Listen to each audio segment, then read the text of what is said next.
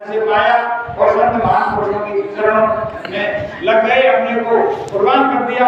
तो ये सत्संग का विषय है। गुरु महाराज ने दृष्टांत सुनाया कि बच्चों ना कुछ लेकर आए हैं और ना कुछ लेकर के साथ जाएंगे। तो उन्होंने सिकंदर महान का एक दृष्टांत गुरु महाराज ने सुनाया कि सिकंदर महान एक बादशाह हुआ जिसका इतना साम्राज्य फैला हुआ था कि उसी के राज में सूरज उगता था और उसी के राज में सूरज छिपता था। जब उसने काफी धन दौलत इकट्ठी कर ली तो उन्होंने विचार किया कि कहीं रुपया छिपा हुआ है, इसकी और तलाश करनी चाहिए। तो उसने सभा जोड़ करके अपने राज से एक आदेश निकाला कि जो कोई भी 1 रुपया कहीं से चांदी का रुपया चलता था उस समय 1 रुपया कोई देगा, उसको शाही दरबार में नौकरी मिल जाएगी। तो एक मुसलमान का बच्चा और बेरोजगार था, अकेला था, उसका बाप जो है संसार से जा चुका था। तो अपनी माँ से कहता है कि अब्बा जान, अगर मुझे 1 रुपया तुम दे दे कहीं से ला करके, तो मैं राजा के दरबार में 1 रुपया ले जा करके दिखाऊं, दे दो, जिससे मुझे शाही नौकरी मिल जाएगी राजा के दरबार में। तो उसकी माँ कहती है, बेटा रुपया तो सिकंदर महान ने कहीं छोड़ा ही नहीं है, मैं तेरे लिए रुपया कहाँ से लाऊं। तो बच्चा रोए रोता था और अपनी माँ से गुहार लगाता था, लेकिन माँ की ममता होती है, वो अपने बच्चे को तन मन धन सब कुछ कुर्बान कर देती है, सबको दे देती है। तो एक दिन उसको दया आई और वो समझाने लगी कि बेटा अगर तू थोड़ी मेहनत कर ले तो तेरे लिए रुपया मिल सकता है। तो उसने कहा, माँ मैं बहुत मेहनत करूंगा, तू मुझे रास्ता तो बतला। तो उन्होंने कहा कि जब तेरे बाप को दफनाया गया था तो उसकी कब्र में 1 रुपया रखा था। मुसलमान भाई जब दफनाते हैं तो कब्र में अब भी चांदी का 1 रुपया रखते हैं। तो बच्चा सुबह हुआ और उसने मेहनत करके 5-6 दिन में अपने पिता की सारी कब्र खोदी तोड़ दी, तो उसमें से 1 रुपया निकाल करके ले आया और अपनी माँ को बताया कि माँ 1 रुपया मैं कब्र से लेकर के आया हूँ। माँ ने अपने बच्चे की पीठ थपथपाई और बोली कि सुबह राजा का दरबार लगेगा और तू वहां जाकर के 1 रुपया दे देना। जब राजा का दरबार लगा तो बच्चा लेकर के 1 रुपया शाही दरबार में पहुंचा, सिकंदर महान को रुपया दिया। तो राजा ने बच्चे की पीठ थपथपाई और पूछा कि ये रुपया तू कहाँ से लाया। तो बच्चे ने सारा वृत्तांत हाल कह सुनाया कि इस तरह से मेरे बाप की कब्र थी, उसमें से खोद करके ये रुपया मैं लाया हूँ। तो प्रेमी भाई बहनों, राजा सिकंदर महान ने सब कब्रों को खुदवा दिया, सबसे रुपया निकलवा लिया। जब काफी समय हुआ तो सारा रुपया पैसा सोना चांदी जितनी उसने लूट की थी सब हाथी घोड़े ऊँटों पर लग करके और अपने देश को लेकर जा रहा था। जब सैनिक घुड़सवार जा रहे थे, सारा लश्कर जा रहा था, तो रास्ते में दोपहर के समय और अपने घोड़ों को कुछ घुड़सवार सैनिक पानी पीने के लिए पिलाने के लिए नदी में गए, पड़ोस में बहती थी। तो वहां वे क्या देखते हैं कि एक संत और आग के और ढाक के पत्तों की झोपड़ी बनाकर उसमें ध्यान कर रहा है और मालिक से भजन कर रहा है मालिक के लिए। तो उन्होंने देखा कि ये कितना महान संत है जो इस अवस्था में बैठा हुआ है। तो हो ना हो हम अपनी सिकंदर राजा से जाकर कहें कि कुछ पैसा अगर राजकोष से इसके लिए दे दिया जाए तो ये अपने लिए कोई धर्मशाला मकान बनाकर अपना जीवन यापन कर लेगा। तो उन सैनिकों ने राजा से जाकर गुहार लगाई कि मालिक ऐसा ऐसा हमने देखा है, तो आप देखो जाकर के और फिर दया करो। तो खुद सिकंदर चल करके आया और संत के चरणों में गिर गया और कहने लगा कि महाराज मेरे लिए क्या है। तो संत त्रिकालदर्शी होते हैं, जिस प्रकार कैमरा शरीर का नक्शा खींच लेता है उसी प्रकार कर्मों का सब लेखा जोखा के 1 मिनट में सेकंड नजर डालते ही सब रस निकाल देते हैं। तो संत महापुरुष ने सोचा कितना लूट का और कितना ये गलत धन है, इससे मेरी सब तपस्या खत्म हो जाएगी और सब मेरा साधन भजन खत्म हो जाएगा। तो उसने कहा संत ने कि भाई मुझे कुछ नहीं चाहिए तेरी धन दौलत, केवल तुम और तुम्हारे सैनिक मुझे कोई परेशान नहीं करे किसी तरह से, और जैसी अवस्था में मैं साधन भजन में बैठा हूँ मुझे ऐसी अवस्था में रहने दिया जाए। तो सिकंदर महान को बड़ा सोच हुआ कि कितना संत त्यागी है कि कुछ भी इसको जरूरत नहीं है, तो इससे होना हो कोई प्रश्न जरूर पूछना चाहिए। तो उन्होंने राजा ने कहा कि महाराज मैं एक प्रश्न पूछ सकता हूँ। कहा भाई पूछो, कि मुझे ये बताओ कि मेरी उम्र कितनी है और मेरी मौत कब होगी और किस समय होगी। तो उन्होंने कहा संत महापुरुष ने कि ये तो मैं निश्चित अवधि और तारीख तो तेरे लिए नहीं बताऊंगा, लेकिन कुछ इशारे आंकड़े तेरे लिए भी बतलाता हूं, जिनको समझ करके तू समझ लेना कि अब मेरी मौत आ चुकी है और मुझे कोई नहीं बचा सकेगा। कि जब पृथ्वी सारी सोने की हो जाए और ऊपर आसमान लोहे का हो जाए, जब तू समझ लेना कि अब मेरी मौत आ चुकी है, अब मुझे कोई दुनिया की ताकत नहीं बचा सकती है। तो ठीक है, ऐसा कहकर और दंडवत प्रणाम करके और सिकंदर वापस चल दिया और अपनी रजवाड़ी लश्कर को लेकर आगे बढ़ा। जब काफी दूर चला तो रेगिस्तान में जाकर सिकंदर को तेज बुखार आता है और सब ऐलान कर दिया जाता है कि राजा को बुखार आ गया है और सारा लश्कर वहीं रोक दिया जाता है। तो ना कोई ना वृक्ष था, ना कोई छाया की व्यवस्था थी, ना कोई पीने का पानी की व्यवस्था थी। तो घुड़सवारों ने क्या किया, सैनिकों ने पहले घोड़ों पर और सोने चांदी की झूल होती थी ऐसा कहते हैं, तो उन्होंने झूलों का सोना का बिछौना किया, उस पर सिकंदर को लटा दिया और जो ढाल होती है तलवार लगा लगा के ढालों से उसकी छाया की। जब सिकंदर को होश आया तो उन्होंने देखा कि ऊपर आसमान लोहे का है और नीचे की तरफ देखा कि पृथ्वी सोने की है। तो उसको संत महापुरुष के वचन याद आ गए, क्या मेरी मौत आ चुकी है और मुझको कोई नहीं बचाएगा। तो उसके राज्य में एक लुकमान वैद्य था। लुकमान वैद्य का इतनी तारीफ थी, इतनी प्रशंसा थी कि उसकी परीक्षा में लेने के लिए कुछ मजाकी लोग उसके पास पहुंच गए और साथ में एक बकरी ले गए और बकरी के गले में एक धागा बांधा और धागे को लुकमान के हाथ में दे दिया कि महाराज इसको बताओ कि बीमार ये मरीज कितना बीमार है और इसकी आयु कितनी है। तो धागे से नवज देख करके लुकमान वैद्य ने कहा कि भाई मरीज तो ठीक है और पत्ती खा रहा है। इतना अनुभवी जो है लुकमान वैद्य था और 2-4 घंटे वो बात करा देता था और जीवित रखता था। लुकमान वैद्य को बुलाया गया, सारी औषधियां दवा दी गई लेकिन कोई आराम नहीं मिला। और जब थोड़ी बहुत सांस बची तो सिकंदर मान के दिल में विचार उठता है, उसने आवाज लगाई कि सभी बड़े ध्यान से सुनो, जब मेरा जनाजा निकाला जाए तो मेरे दोनों हाथ बाहर निकाल देना। तो हम यहाँ हिंदू समाज में अर्थी कहते हैं और मुसलमान भाई उसको अर्थी जो बनाकर निकालते हैं उसको जनाजा कहते हैं।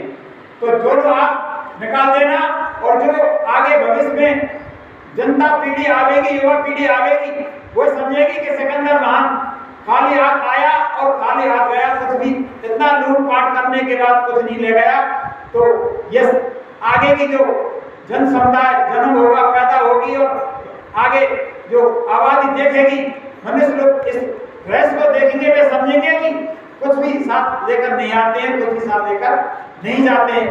तो ऐसा ही किया और सिकंदर का जनाजा निकाला गया, दोनों हाथ अर्थी से निकाले गए। तो जितना जहां जितने लोगों ने दर्शन किए अर्थी के देखा तो सबने सोचा कि सिकंदर आया खाली हाथ गया, कुछ भी लेकर नहीं गया। तो वहां पर एक विद्वान कविता लिखते हैं, प्रार्थना लिखते हैं, जब तेरी डोली निकाली जाएगी,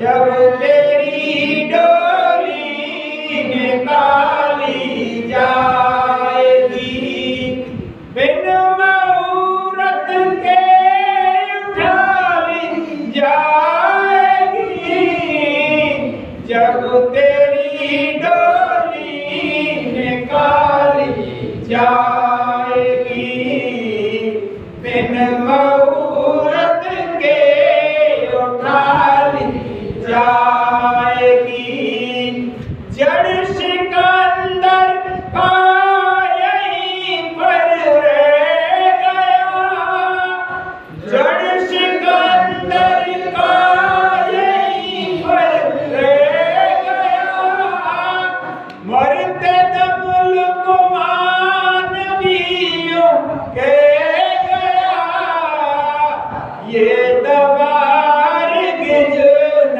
खाली जाएगी, जब तेरी डोली निकाली जाएगी, बिन मुहूर्त के उठा ली जाएगी, जब तेरी डोली निकाली जाएगी।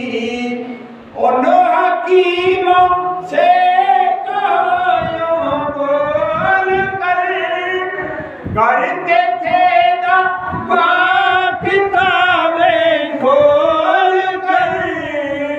ये घड़ी हरगिज न टाली जाएगी, जब तेरी डोली निकाली जाएगी, जब तेरी डोली निकाली जाएगी, बिन मुहूर्त के उठा ली जाएगी।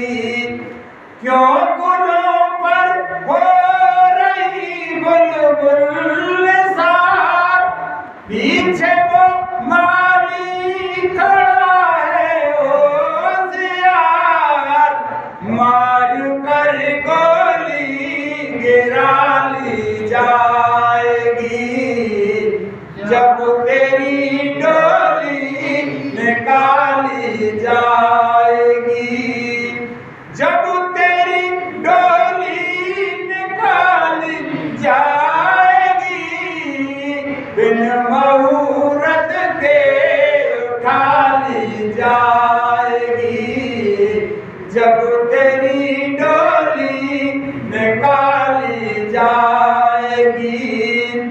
ए मुसाफिर क्यों बसरता है यहाँ, ए मुसाफिर क्यों बसरता है यहाँ, ये किराए का मिला तुझको मकान, कोठरी खाली करा ली जाएगी, जब तेरी डोली निकाली जाएगी, जब तेरी डोली निकाली जाएगी, बिन मुहूर्त के उठा ली जाएगी, बिन मुहूर्त के उठा ली जाएगी। हो गजब पर लोग में तेरा हिसाब, हो गजब पर लोग में तेरा हिसाब, कैसे मुकरोगे बता दो ए जनाब, जब वही तेरी निकाली जाएगी, जब तेरी डोली निकाली जाएगी, जब तेरी डोली निकाली जाएगी, बिन मुहूर्त के उठा ली जाएगी, बिन मुहूर्त के उठा ली जाएगी। इसलिए मुझसे जाना है, और जो श्वासें बची हैं उनको बड़ी संभाल करके मालिक के चरणों में, और समय जो है क्रियाशील चल रहा है, तो हमें एक एक शब्द को मालिक के वचनों को याद करके और अपने में अमल करके और थोड़ा थोड़ा संसार से बच करके और अपने को चलना है। तो 5 तत्व हमारे अंदर पूरे हैं, ये किसी जीव में नहीं है।